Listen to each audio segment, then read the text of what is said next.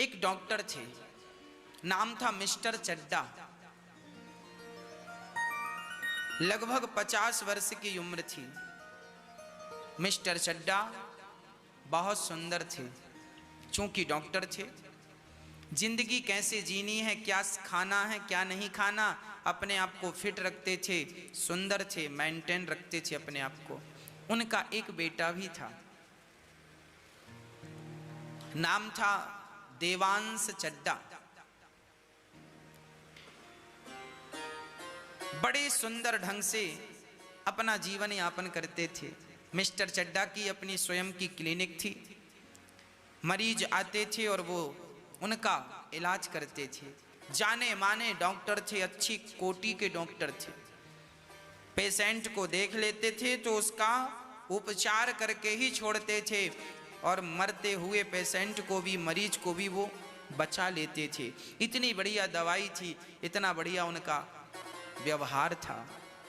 एक दिन की घटना है, मिस्टर चड्डा अपने समय के बड़े पक्के थे। मुंशी प्रेमचंद जी लिख रहे हैं, मिस्टर चड्डा अपने टाइम के बड़े पक्के थे। 6 बजे क्लिनिक बंद करनी है, मतलब करनी है। उनका नियम था कि क्लिनिक बंद करके और वो गोल्फ का खेल खेलते थे। गोल्फ का खेल खेलते थे।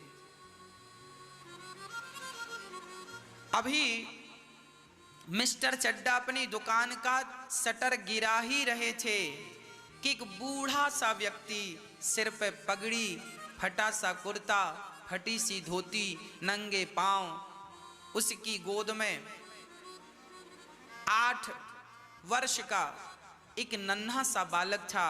दौड़ा दौड़ा आया, चड्डा साहब, चड्डा साहब, डॉक्टर साहब, डॉक्टर साहब, देखिए मेरे बच्चे को क्या हो गया है, ये बोल नहीं रहा है, इसकी जवान रुक गई है, अभी बढ़िया सा खेल रहा था, अचानक ना जाने क्या हुआ, बहुत बीमार हो गया है, शरीर बहुत गर्म है, जरा आप इसका इलाज कर दीजिए। मिस्टर चड्डा ने घड़ी देखी, भाई 6 बज गए हैं, मेरे खेलने का समय हो गया है, मुझे अपने आप को फिट भी तो रखना है, समय हो गया है, एक काम करना, तुम कल आना। वो गरीब आदमी गिड़गिड़ाने लगा, डॉक्टर साहब ऐसा मत कहिए साहब, मैं मर जाऊंगा, हम बुढ़ा बुढ़ी का इस बच्चे के सिवा कोई सहारा नहीं है, यदि रात को इसे कुछ हो गया, बहुत तेज बुखार है, शरीर बिल्कुल जल रहा है, डॉक्टर साहब रहम करो, अनाथ हो जाऊंगा, मेरा कोई सहारा नहीं है, हाथ पांव भी नहीं चलते, कोई कमा के 2 रोटी खिलाने वाला नहीं है, रहम कीजिए, इस बच्चे की रक्षा कीजिए, आप पे मुझे पूर्ण विश्वास है, आप इसकी रक्षा कर लेंगे। मिस्टर चड्डा ने कहा, समझ में नहीं आता, कह दिया ना कि कल देखूंगा, आज मेरे खेलने का वक्त है, मैं नहीं देख सकता। ये कहकर मिस्टर चड्डा अपनी गाड़ी में जाकर बैठ गए।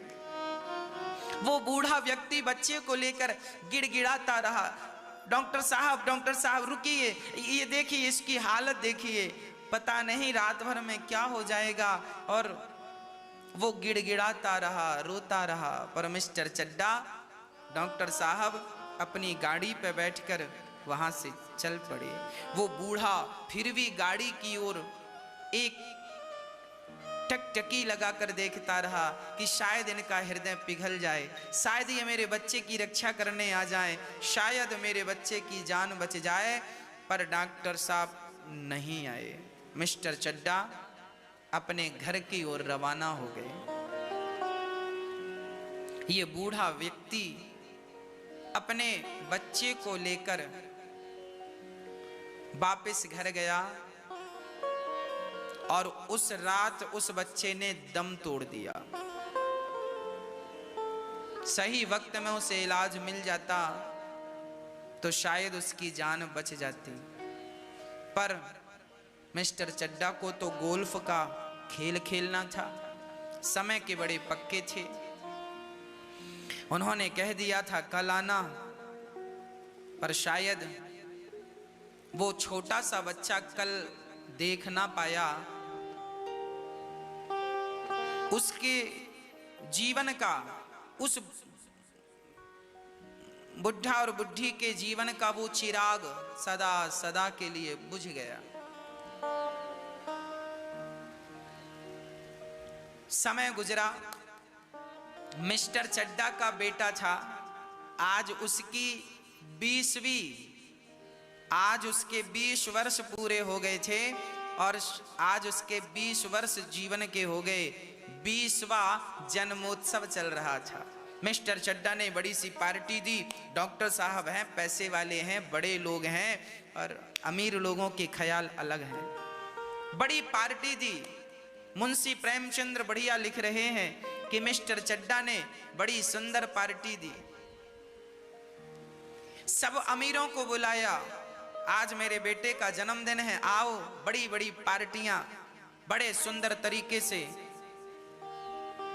लोगों को बुलाया, स्वागत किया। सबके स्वागत में मिस्टर चड्डा और उनका बेटा दोनों ही खड़े रहे और दोनों ने हाथ जोड़कर सबका स्वागत किया। आइए आइए। मिस्टर चड्डा का जो बेटा देवांश चड्डा था, उसे सांप पालने का बड़ा शौक था। जहरीले जहरीले नांगों को वो अपने वश में कर लेता था और जड़ी बूटी कहीं मिल जाए सो चाहे 2000 की हो चाहे 10,000 की लाता था और सांपों को पालने का बड़ा शौक था। मेहमानों का तांता लगा हुआ था। मेहमान आ रहे थे, कोई कुछ खा रहा है, कोई कुछ खा रहा है, कोई तारीफ कर रहा है। मिस्टर चड्डा आपने बहुत सुंदर मैनेजमेंट किया, वाह कितना सुंदर वातावरण है। तभी देवांश के दोस्त आए और उन्होंने कहा, देवांश आज हम तुम्हारे सर्पों को देखना, नागों को देखना चाहते हैं। उसने कहा, रात्रि का वक्त है, सांप अभी अंदर हैं और अभी दिखाना ठीक नहीं है, अभी हम नहीं दिखा सकते आपको। तो एक दूसरे मित्र ने ताना मारते हुए कहा, हाँ हाँ हमें लगता है तुम सांपों को पालते जरूर होगे पर उनके जहर के दांत तोड़ देते होगे। देवांश को यह बात बड़ी बुरी लगी। उन्होंने कहा, ना हम दांत नहीं तोड़ते, हम तो साबुत जैसे सर्प हैं प्रकृति में वैसे के वैसे पालते हैं। तो दूसरे ने कहा, हम बिना देखे कैसे मान लें, अब तो बात शान की आ गई। नहीं दिखाते तो मित्रों को यह लगेगा कि दांत तोड़ के सांप पालता है। उसका पारा चढ़ गया, चलो हम तुम्हें दिखाते हैं। रात्रि का वक्त था। एक काले से नाग को उसने पकड़ा। अच्छा, नागों का स्वभाव होता है कि यदि नागों को यह पता चल जाए कि हमें इस व्यक्ति से खतरा नहीं है तो उस व्यक्ति को कभी हानि नहीं पहुंचाता। सर्प डंक तब मारता है, काटता तब है जब उसे ये लगता है कि इस व्यक्ति से हमें खतरा है। पर उस एक काले से नाग को पकड़ा और उसका मुंह बहुत तेज दबाया, कस के दबाकर उसका मुंह खोला और अपने मित्रों को दिखाया, देखो इसके दांत हैं ना, जहरीले दांत। सारे मित्र चौकन्ने रह गए, चौंक गए। अरे ये तो सचमुच काला नाग है और इसका डसा हुआ पानी भी नहीं मांगता, इतना खतरनाक सांप है। मित्र देखकर समझ गए कि ये सच्ची का सांपों का प्रेमी व्यक्ति है, पर वो मित्र तो डर के मारे बाहर निकल गए। पर सांप का जब मुंह दबाया इसने जोर से, तो सांप की आंखें लाल लाल हो गई। उस सांप ने विचार किया कि आज तक इसने मेरे साथ ऐसा व्यवहार नहीं किया, ना जाने क्या हुआ इसने मेरे साथ ऐसा व्यवहार किया। सर्प को लगा कि शायद ये मुझे मारने पर उतारू है। तो देवांश ने जैसे ही सांप का मुंह पकड़ करके दिखाया मित्रों को, और उसके बाद धीरे धीरे पकड़ कमजोर कम करके और नीचे रखा, उसी प्रकार सांप ने संभल करके जो उसकी उंगली में डंक मारा, वो बालक उसकी उंगली में डंक मारा, वो बाहर गया और जहां उसकी दराज में जड़ी बूटियां रखी थीं, पिता से कहा, पिताजी ये सर्प ने डस लिया है मेरी जड़ी बूटी, जरा उसको पीस कर दीजिए। मिस्टर चड्डा बहुत बड़े डॉक्टर थे। उन्होंने कहा कोई बात नहीं, मैं तेरी उंगली काट देता हूं, सारा जहर निकल जाएगा। एक उंगली काटने से शरीर की रक्षा हो रही है तो जल्दी से काटना ही ठीक है। उसने कहा ना, मुझे विश्वास है कि मेरी जड़ी कारगर है। वो ये कह ही रहा था कि वो बालक जमीन पर गिर गया। नाग ने ही तो डसा है। चारों तरफ हल्ला हो गया। मिस्टर चड्डा के पुत्र को सर्प ने डस लिया, मिस्टर चड्डा के पुत्र को सर्प ने डस लिया। सारे नगर में हल्ला हो गया। सारे मेहमान देखने आने लगे और जड़ी रखी गई, पर जड़ी असर ना कर पाई। मिस्टर चड्डा रोने लगे, उनकी पत्नी रोने लगी, मेरा बेटा बेटा, तेरी बात ना मानी होती, उंगली काट दी होती तो पुत्र तेरी रक्षा हो जाती। नगर में बड़े बड़े जो सांप को झाड़ने वाले थे उनको बुलाया गया, पर उनका कोई मंत्र काम ना कर सका। 2 घंटे बीत गए, उसकी धड़कन भी धीरे धीरे बंद होने लगी। मिस्टर चड्डा स्वयं डॉक्टर थे, हाथ पकड़ के देखा, धड़कन का कोई पता नहीं। डॉक्टर चड्डा समझ गए कि मेरा बेटा चला गया। रोने लगे, सारे शहर में खबर फैल गई, मिस्टर चड्डा के बेटे को सर्प ने डसा। और कोई यदि सांप का मंत्र जानता हो और झाड़ेगा सो से 10,000 रुपए इनाम दिए जाएंगे। गांव गांव में खबर फैल गई, देर नहीं लगी। ये खबर गांव के उस व्यक्ति तक पहुंची, उसका नाम था राम नारायण। उस व्यक्ति तक खबर पहुंची जो कभी डॉक्टर के पास आया था अपना बेटा लेकर कि डॉक्टर साहब मेरा बेटा रात भर में दम तोड़ देगा, आप देख लेंगे तो शायद बच जाए। उसका नाम था राम नारायण। वो व्यक्ति बहुत बड़ा सफेरा था और सांपों का मंत्र तो जानता ही था। कितना भी खतरनाक सांप क्यों न डस दे, पर राम नारायण झाड़ देता था। शरीर बूढ़ा था, बेटा भी अब था नहीं, दोनों बुढ़ा बुढ़ी थे। रात बीत चुकी थी, तभी किसी ने दरवाजा खटखटाया। राम नारायण ने दरवाजा खोला। कौन हो भाई? अरे राम नारायण जी, आपको पता चला मिस्टर चड्डा के बेटे को सांप ने डस लिया है, यदि बचा सकते हो तो बचा लो, 10,000 मिलेगा। राम नारायण ने पूछा, वही चड्डा डॉक्टर? हाँ हाँ वही।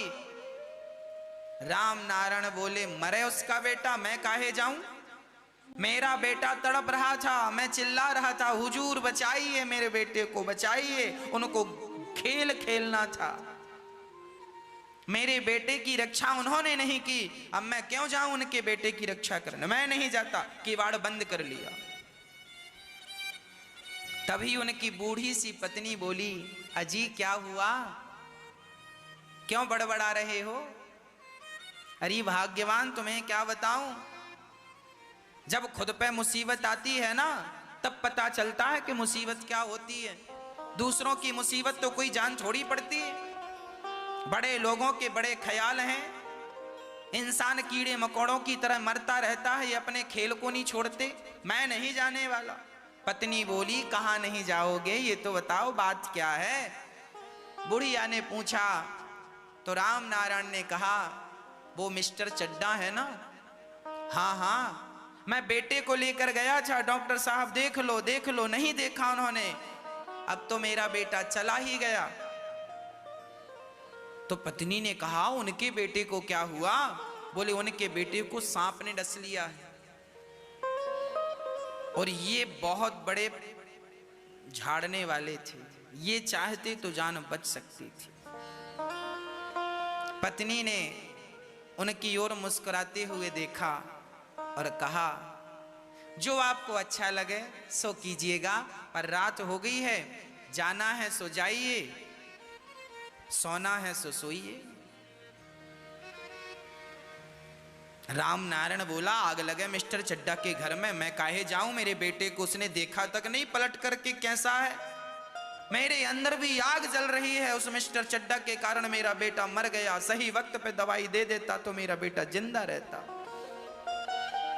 मैं नहीं जाने वाला, बिस्तर लगाओ।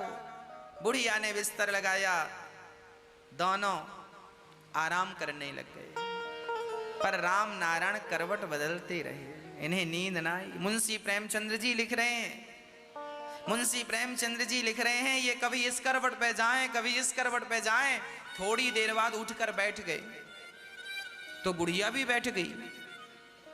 बूढ़ी अम्मा इनको लगा ये जाग रही है, सो फिर लेट गए। थोड़ी देर बाद बूढ़ी अम्मा गहरी नींद में सो गई और इनका हृदय अंदर से बार बार यही कह रहा था कि जैसा व्यवहार उसने मेरे साथ किया है, क्या मैं भी उसके साथ ऐसा ही व्यवहार करूं? ना, वो तो अमीर लोग हैं, वो क्या जाने कि गरीबों की जिंदगी क्या है। पर मेरा बेटा अब नहीं है, मुझे पता है कि बेटे के जाने का गम क्या होता है। मिस्टर चड्डा का बेटा मर जाएगा तो मिस्टर चड्डा बहुत दुखी होंगे। यदि मेरे कारण जिंदगी बच सकती है, ये वो अपने आप से बात कर रहा है, राम नारायण अपने आप से बात कर रहा है लेटे लेटे, क्या करूं क्या करूं। उसकी आत्मा गवाह दे रही थी, जवाब दे रही थी, जा। उसने देखा डोकरी सो गई है, लाठी उठाया, दरवाजा धीरे से खोला, दरवाजा बाहर से बंद किया, चलता गया चलता गया चलता गया। मिस्टर चड्डा के घर के पास पहुंचा, बड़ी तेज गति से चला, चलते चलते 20 मिनट हो गए, रोशनी दिखने लगी, सारे मेहमान जा चुके थे। तभी वो बूढ़ा आदमी मिस्टर चड्डा के घर पहुंच गया। मिस्टर चड्डा बाहर ही खड़े थे। मिस्टर चड्डा को लगा कि शायद कोई मरीज घर में आया है। मिस्टर चड्डा ने दूर से कहा, भैया आज मैं नहीं देख पाऊंगा किसी मरीज को, और 1 महीने तक भी मैं नहीं देखूंगा, आप जाओ। उस बूढ़े राम नारायण ने कहा, मिस्टर चड्डा, मैंने सुना है आपके बेटे को सांप ने डस लिया। हाँ हाँ, पर आपका परिचय, आप कौन? मेरा सामान्य परिचय है। उसने अपना परिचय नहीं दिया कि तुमने मेरे साथ क्या किया, मैं क्या करने आया हूं। वो गया, बोले मुझे एक बार अपना बेटा दिखा दो, यदि भगवान चाहेंगे तो खड़ा हो जाएगा।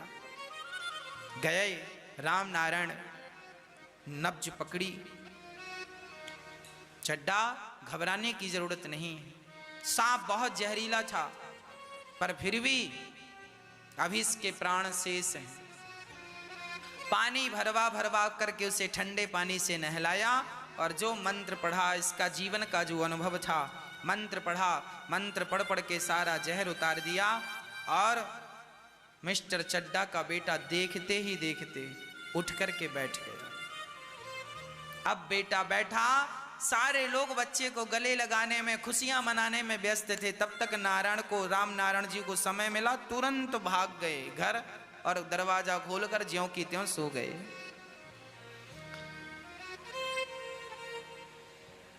चड्डा ने देखा, भाई वो बूढ़ा व्यक्ति कहां गया? अरे अभी तो यही था, अभी तो यही था, चारों तरफ खोजा गया पर कोई परिचय नहीं, कोई पता नहीं। सबको ये लग रहा था कि पैसे लेने आया होगा, ना, वो तो पैसे भी नहीं लिया। मिस्टर चड्डा को धीरे धीरे याद आने लगा। मिस्टर चड्डा तुरंत गाड़ी पे उसके घर गए, पूछा कि वो कौन था। पता लगा कि वो फलाना था। गए, उसके हाथ जोड़कर बोले, आपका धन्यवाद। और ध्यान से देखा मिस्टर चड्डा ने, तो कहा कि मैंने आपको कहीं देखा है। हाँ साहब, एक बार मैं अपने बच्चे को लेकर आपकी क्लिनिक आया था, आपको खेल खेलने जाना था, सो आप खेल खेलने चले गए और मेरे बेटे की जीवन लीला पूरी हो गई। एक आप हैं जो किसी की जिंदगी इसलिए नहीं बचाते कि आपको खेलना है, और एक मैं हूं, मुझे रात को नींद नहीं आई केवल इसलिए कि आपका बेटा संकट में। डॉक्टर साहब,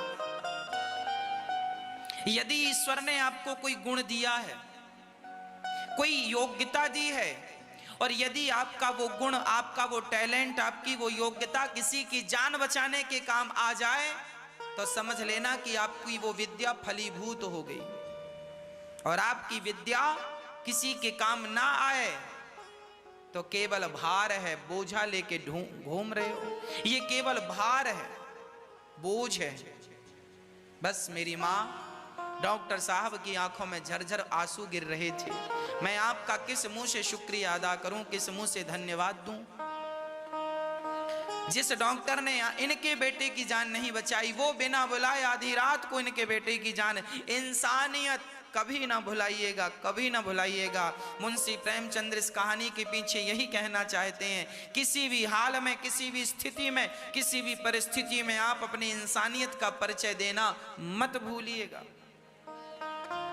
कभी मत भूलिएगा। डॉक्टर साहब का बेटा तो खड़ा हो गया और उनके हृदय में एक अजब सी उथल पुथल चल रही थी। क्यों मैंने इनके पुत्र की रक्षा नहीं की, क्यों मैंने इनके पुत्र की रक्षा नहीं की, क्यों मैंने अपनी इंसानियत का परिचय, मैं क्यों इतना निर्दयी हो गया कि मैंने तड़पते हुए पिता के हृदय को ना देखा, उस पुत्र की रक्षा ना की। जमीन पे माथा रख के डॉक्टर साहब माफी मांगने लगे। यदि आप मुझे माफ कर देंगे तो विधाता मुझे माफ कर देगा। उस राम नारायण बूढ़े व्यक्ति ने डॉक्टर साहब को हृदय से लगाया। कोई बात नहीं, मेरा बेटा गया तो गया, आपका बेटा तो सलामत है। मेरा जीवन पूरा हो गया है, मेरी उम्र पूरी हो गई है, इस बच्चे की उम्र भी बहुत थी, मैंने अपना धर्म निभाया है। आपसे बस यही कहूँगा, आगे से मेरे जैसा कोई दूसरा बाप अपने बेटे को लेकर आए तो आप खेल का बहाना मत बनाइएगा, आप उसकी जान बचाइएगा। यही कहते कहते मुंशी प्रेमचंद्र जी इस कहानी को पूरा कर देते हैं। अर्थ, ये जिंदगी बोझा बन जाती है। हम पूरी जिंदगी अपने लिए करते हैं, पूरी जिंदगी व्यर्थ का एटीट्यूड लेकर घूमते हैं, व्यर्थ का ईगो, अहंकार लेकर घूमते हैं, एटीट्यूड में जीवन जीते हैं। पता नहीं किस बात का व्यक्ति अहंकार करता है। जिस व्यक्ति को आप दो कौड़ी का समझकर उसे दुत्कार देते हैं साहब, पता नहीं वो व्यक्ति कब आपके काम आ जाए। इसलिए कभी किसी का अनादर, अपमान ना कीजिएगा। आप किसी का अपमान करके क्या स्वयं का सम्मान बढ़ा सकते हैं? नहीं ना। इसलिए किसी का अपमान ना कीजिएगा। किसी का अपमान आप करेंगे तो वो उसका नहीं, आपका अपमान है, और किसी का सम्मान आप करेंगे तो वो उसका नहीं, आपका सम्मान है। आज मिस्टर चड्डा को जीवन भर की पढ़ाई में जो सबक ना मिला, आज एक अनपढ़ बूढ़े व्यक्ति ने सबक दे दिया। हम पढ़ लिख कर इंसानियत भूल रहे हैं, भूल जाते हैं। हम डॉक्टर होने का फर्ज, कर्तव्य भूल जाते हैं। हम इंसान होने का फर्ज और कर्तव्य भूल जाते हैं। आप जहां हैं, आप एडवोकेट हैं, आप जज हैं, आप नेता हैं, आप अभिनेता हैं, आप जहां हैं, जैसे हैं, आप बिजनेसमैन हैं, व्यापारी हैं, आप अपना फर्ज और अपनी इंसानियत दोनों निभाइए।